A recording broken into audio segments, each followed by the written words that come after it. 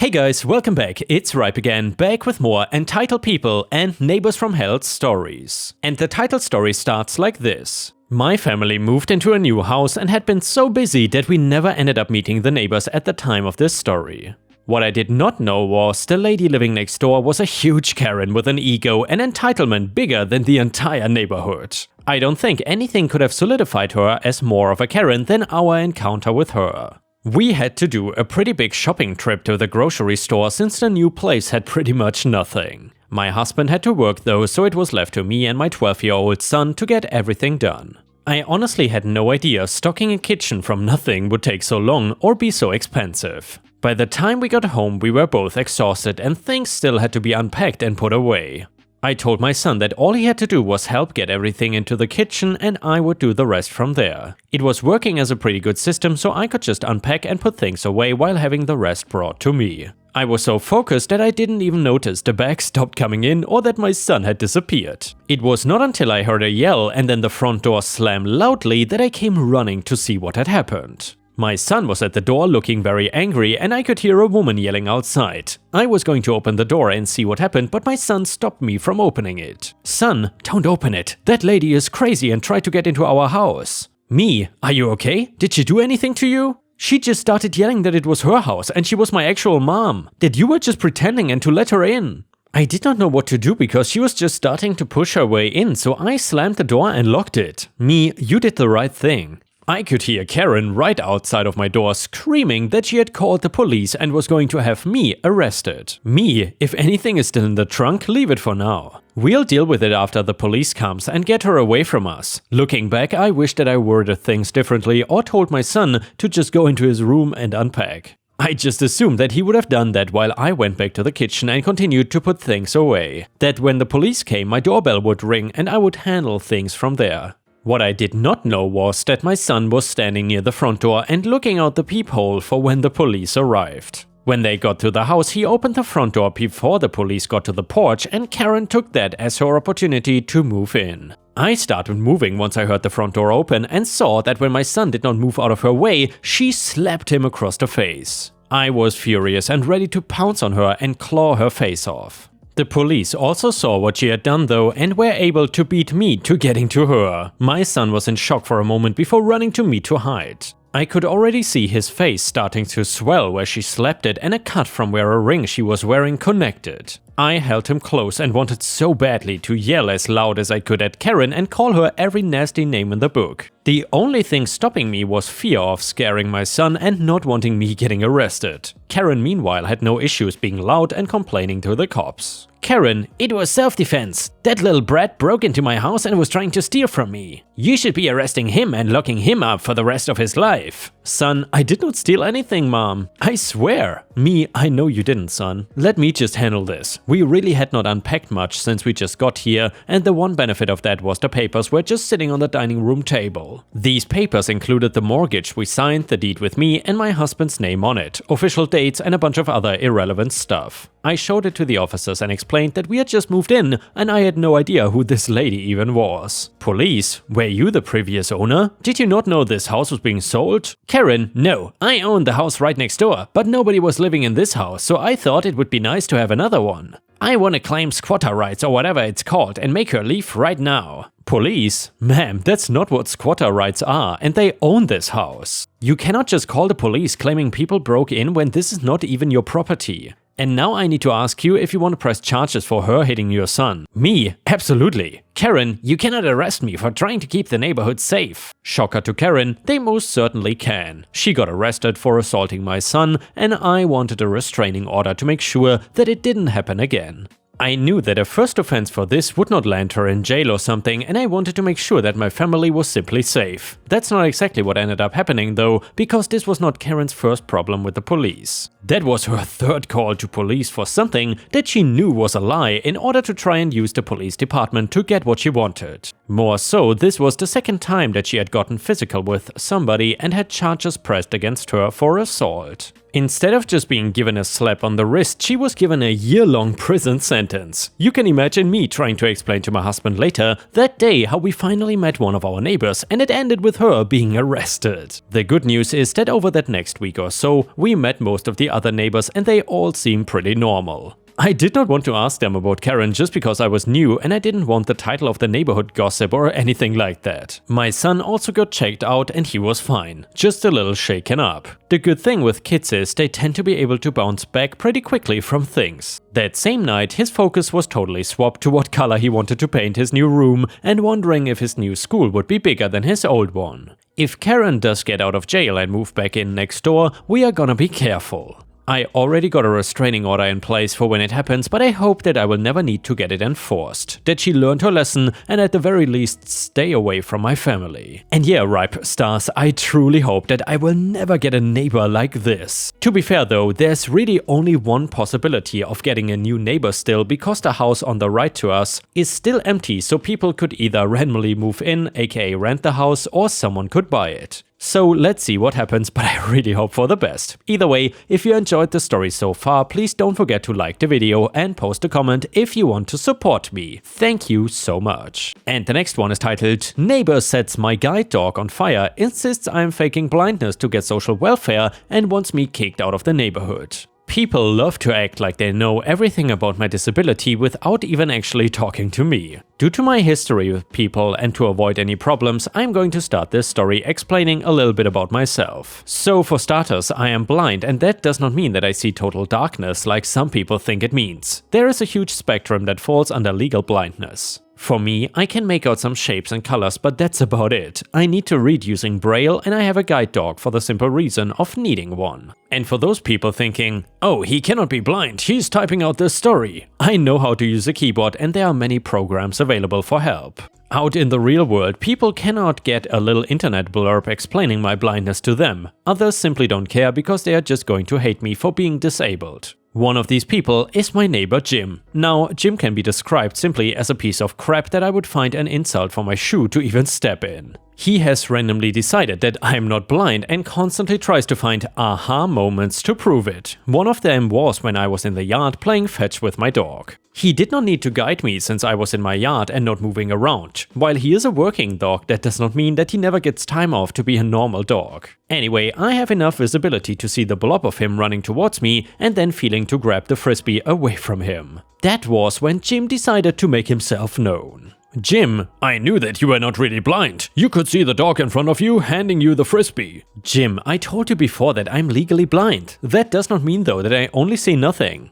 I did not even say who I was and you called me by my name. Clearly you can see me and know who I am. Me, or I recognize your voice from all the other times we have spoken. I had a long day and I just want to relax, so if you are going to go off on another rant, I don't want to hear it. He loves to go on long tangents about why he decided I am faking my blindness. One is of course to get my free dog who knows how to do things for me, so I can just be lazy. The other is that I just want to collect government welfare for disability so I don't have to work. The funny thing is that I have a full-time job and I don't collect any money from the government. It doesn't matter what I say though, before for Jim it goes in one ear and out the other. I did not hear Jim or see any shapes around besides my dog, so I guess he just left. My dog was not coming back with his frisbee, and even when I called for him all I heard was a slight whine. I knew something was wrong when he didn't come on command, but I had no idea where he was. I did not see him and I could not really navigate to find him. I heard people yelling and the sound of a hose, and then louder than anything, Jim yelling. Another neighbor came over to me and explained what had happened and guided me over to all the excitement. Jim had set my dog on fire, thinking that I would see the flames and rush over to do something. My good neighbor, seeing this, turned his hose onto my dog so that luckily he didn't get hurt. Thankfully, it was just his hair that got some damage and he was scared from the entire thing. Then the police showed up and Jim again was yelling louder than anybody else so he could make sure he was being heard. Jim, "Officer, you need to arrest this man for scamming the government. He is falsely claiming he's blind in order to get taxpayers to give him money. He should be kicked out of the neighborhood and forced to live somewhere else." He was saying all of this in one breath without stopping for air or anything, like if he paused for half a second somebody else would get a word in. The officers seemed confused and one of them asked me if I was actually blind. I pulled out my wallet which has my ID in it stating that I am disabled. "Officer, sir, his ID shows that he really is disabled. Even if he was faking it, this is not a matter for the police to come and arrest somebody. You should have called us." Good neighbor. Actually, sir, I was the one that called the police to come here. This man set the guide dog on fire and could have killed him if it didn't happen outside and I pulled out the garden hose. I'm sure trying to murder a service animal is something that warrants calling the police for. Officer, sir, is this true? Did you set fire to this dog? Jim, I knew he wouldn't get hurt. I just wanted to prove that he could see, and when he saw what I was doing would run over and stop me. Me, except as I keep telling you, I am blind. The officer told me to calm down and took me and my dog aside while a different officer dealt with Jim. He needed the paperwork for my dog, and at first I was about to get angry at him, thinking that he was gonna believe Jim and that my dog might not even be a service dog and I was just lying about the entire thing. I think he could tell from my reluctance and anger because before I could even get a full sentence out, he stopped me. Officer, I'm not asking because I doubt you. I am asking because if we can confirm on the spot that this is a service dog, it will change something. It'll mean that instead of getting charged with animal abuse and probably not going anywhere, it will be a more serious charge. A service dog is a medical device and harming one is a much more serious crime than we can arrest him and take him down to the station for. I understood now what was going on and calmed down before getting the papers for the officer. It turns out that his brother is blind and knows about the crap that we sometimes get put through. Jim got arrested and my neighbor told me later that he was complaining the entire time because he didn't do anything wrong supposedly and I was the one scamming the government. I made sure to say that I wanted to press charges against Jim as well and file for a restraining order. It turns out that Jim cannot behave in court either and starts going on about how the judge is in on the entire thing of me trying to scam the taxpayers. He was found guilty of the first crime I mentioned and found in contempt of court for not calming down. He got a couple of years in prison to think about what he had done. I'm thinking when he gets out to start complaining about how my taxpayer money goes to making sure people in prison get food and clothing. And the next one is titled, Karen Gets More Than She Bargained For. This story is from a few years ago when I worked in the legal department of a 1,000+ store national retailer. As part of my job, I handled customer complaints that elevated when the customer threatened legal action. Our customer service call center forwarded Karen's call to me after she threatened legal action. Karen left a message claiming that she was not provided $10 in customer reward coupons, aka spend $200, receive a $10 coupon in the mail sort of thing. This was before apps were invented, based on her purchase of clothing for her son and daughter for back to school. Anyway, I looked into it and called Karen back. It turned out we had an old address associated with her rewards account. No big deal, right? I spoke with Karen and offered to send her the original $10 coupon and an additional $25 for her trouble to the correct address. That did not satisfy Karen. She claimed we should have known her address and threatened to sue us if we didn't pay her $1,000 in cash. Her rationale was that it would cost us at least $1,000 to defend the suit. She was in a state in which our company did not have any offices, so clearly we should just pay it to her. I declined but still forwarded her the coupon she was entitled to pursuant to our rewards program. Sure enough, she sued us for breach of contract, fraud, and any other conceivable charge. I went to my boss, the COO, and told him the story. He asked what I wanted to do. I said I would rather pay legal fees to a defense attorney than pay Karen, and he agreed. I contacted outside counsel, our awesome attorney, explained the situation to him, and I kid you not, he said in a southern drawl, "I get to sue Karen? I should be paying you guys." There are a lot of lawyers in this legal community who would love to sue her as she is reckless, unpleasant, and a total pain in the butt to deal with. "I will gladly take your case." He agreed to defend us at a reduced rate. Part of our defense strategy was to countersue her under the state's frivolous lawsuit statute, which would move the suit from small claims court to the larger civil court. Awesome attorney filed our answer and counterclaim. Although Karen was an attorney, she was not a defense attorney, so she had to engage her own attorney to defend against the counterclaim. After a couple of hearings, she offered to settle for no more money exchanged. She did not even get the extra $25 coupon I offered her, and the dismissal of both suits. I talked with Awesome Attorney about continuing our claim, but he advised it would probably be worth settling and being done with it rather than being vindictive. Although vindictive would have been fun, courts tend not to like that, so I agreed. My company ended up paying Awesome Attorney $900 in attorney fees. Awesome Attorney later called and told us that the attorney Karen engaged charged her $1,700 to defend the suit. Although I would have liked to continue with the suit, I think her having to pay $1,700 over a $10 coupon sent to the wrong address is sufficient justice. And yeah, Ripe Stars, I was thinking, do you think that Karen learned her lesson after this? To pay $1,700 over a damn $10 coupon? But for some reason I feel like that Karen did not learn her lesson and will continue with her stupid entitled behavior. Let me know what you think in the comments. Last year our HOA had its yearly meeting. For context, it's a small condo community with relatively few complaints and the HOA is generally okay. Anyway, back to the meeting. In attendance was a representative from the management company, the 2 board members, an old couple, and myself of course. One of the issues they brought up was that someone had cats that would walk around the shared property outside, the horror, and I knew whose cats they were, but I love these cats and they are the sweetest things. The HOA president starts going on a rant about how we need to find out whose cats they were, so they could send a notice to the owners to tell them to keep them inside or on a leash. I thought that was the dumbest thing I had heard all week, but the property manager said she would get it taken care of. Later during the meeting, they mentioned how one of the board seats was vacant because somebody had moved. The old couple did not want the seat, nobody else had responded to the emails asking for volunteers, and since I was the only other person in attendance that could, I was the only choice. Since then, I have done my best to stop enforcement of any BS rules, and as of the last meeting, I am now the president of the HOA.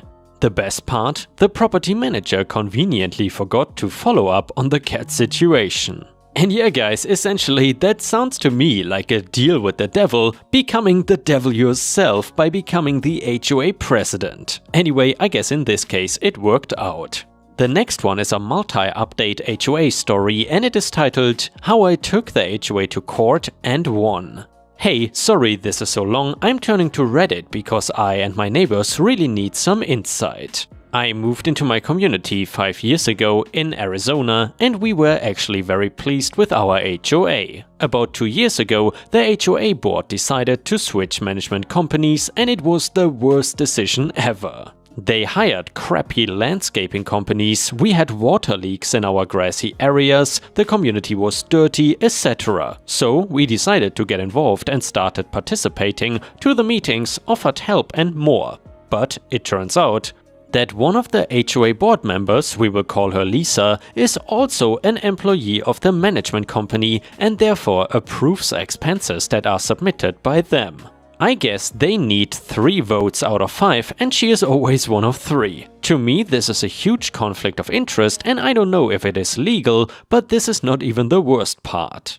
Our community started getting worse and worse, it literally looked like a dump. They have not serviced it in over 9 months, all while collecting our money. Given that there are houses in the 600k range here, the homeowners, rightfully so, got together and complained. So we usually vote by email, but one of the more reasonable HOA board members who is suspecting fraud and wants Lisa off the board suggested that people show up in person to vote so that the votes are counted fairly. Homeowners showed up and voted in person accordingly. 2 new board members got voted in, Lisa and another member got voted out. Everyone was happy and the new people got announced by the management company. This is where it turns sour. As soon as the new board members mentioned wanting to switch management companies, hire new landscaping and so on, the old management company announced that the elections were rigged because homeowners were influenced to vote in person, so the vote was not valid. And that therefore the new people who are elected are not in charge. They keep having meetings with the old members and refuse to acknowledge the new ones. The new board hired a lawyer who contacted the old management company asking to give up the accounts and the funds. They won't. They are ignoring all the letters, all the meetings the new board has and have private meetings with the old people. Yes, Lisa too. The new board started a petition to have them removed and they need 100 signatures. Lisa goes to our mailbox every night to rip the petition sign off. Meanwhile, the management company decided to raise their fee by 5 times. They did not raise our payment, they are just cashing in thousands of dollars for fees. I would really appreciate literally any insight or ideas, whether it is legal or just opinions. This is getting so stressful, it's making me want to sell the house. Thank you if you made it this far. Edit: Lisa is not actually going into our mailboxes, she's ripping the petition sign that is posted on a board next to our mailbox. I should have specified that. Edit number 2, the new board members cannot hire another management company because the old one is holding on to the funds and accounts and therefore still collecting our money. Edit number 3, to those suggesting that we stop paying our monthly fee. I personally did as soon as they were terminated, and so did other homeowners, and well, we received statements saying we were past due on our accounts and that the penalty would be a lien on our house on top of collection fees, late payment charges, etc. Using this edit to also say that the new board did hire a lawyer. This is just me trying to learn about other similar experiences and explore all possible options. And then a user in the comments said in regards to OP, not a legal expert, but in my opinion, it definitely does not sound legal what the HOA is doing.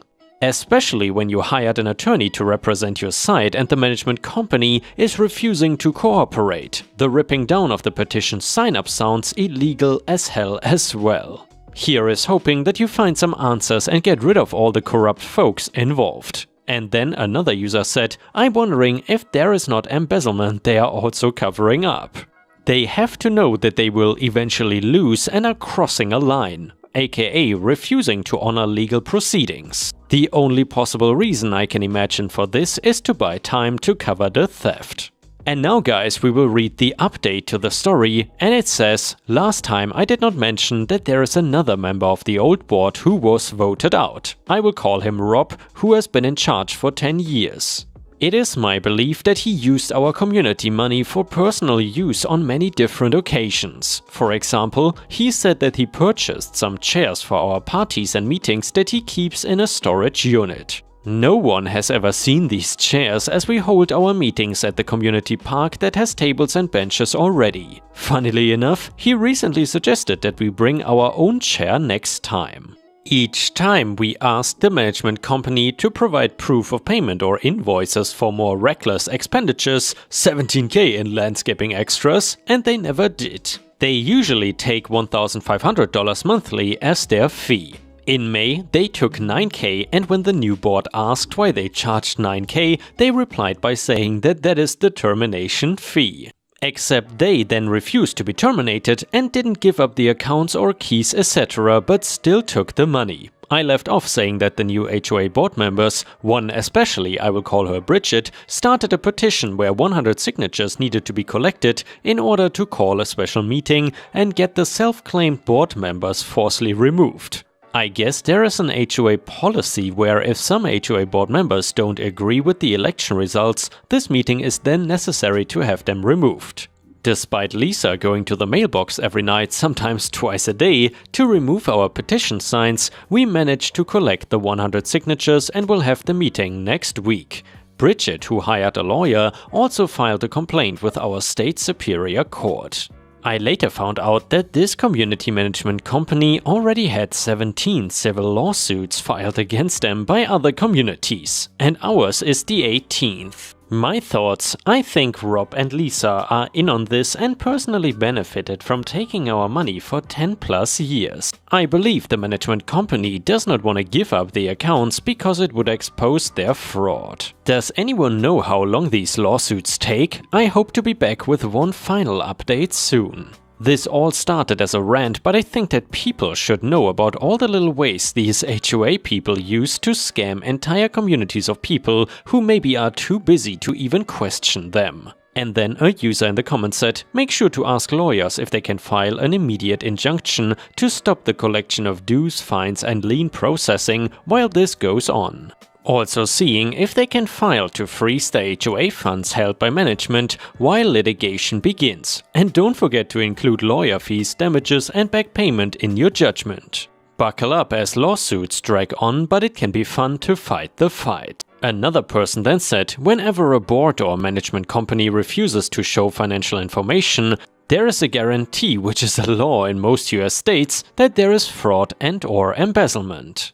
In theory, your association has D&O coverage in your insurance policy that covers illegal actions taken by the community directors and officers and should be able to help pay for any attorney costs to fight the old board. And yes, your premium will go up and not all policies are the same, so speak with the insurance agent, but considering how expensive this may get, it is good to know all of your options. I was the first board president of my association when we hired the management company that I also worked for. I knew that it could look like a conflict of interest. I made sure that I was available to be one of the board members to show all of the management companies around our property so I could ask specific questions. When it came to voting for the management company and signing the contract, I did not attend those meetings. I wanted to make sure that there was no way anyone could say that I influenced the decision. I did not even make myself available for questions when they were discussing the various companies, but did give balanced advice on each company's pros and cons, including the one I worked for. And now, ripe stars, we will read the final update to the HOA story, and it is titled, I am here with good news. After collecting 100 signatures, we were supposed to hold one final meeting to have the old board members voted out. And the homeowners showed up. We were able to re-vote the old members out and they were banned from running again for at least 5 years. All the keys and accounts were given to the new board and a new management and landscaping company were hired. There is now an ongoing lawsuit where the old management company is being sued for all kinds of things and being asked to pay for the landscaping damage they caused by withholding the funds and keys to the water. I'm not sure how long this will take, but the fact that we have new people in charge after so many years is a win. The community already looks so much better. My main takeaway is, I used to be one of those "who's got time for that" people. But these HOA people literally count on homeowners to be busy with work and family life to take advantage of them. My old HOA board got away with it for 10+ years. If you think something fishy is going on, get involved. And with this, we have reached the end of the video. However, if you cannot get enough of my content, please check out my endless playlist, where you can find thousands of hours of content. In addition, please don't forget to subscribe to my channel to not miss any of my daily uploads. Thank you so much in advance, and I hope to see you again tomorrow.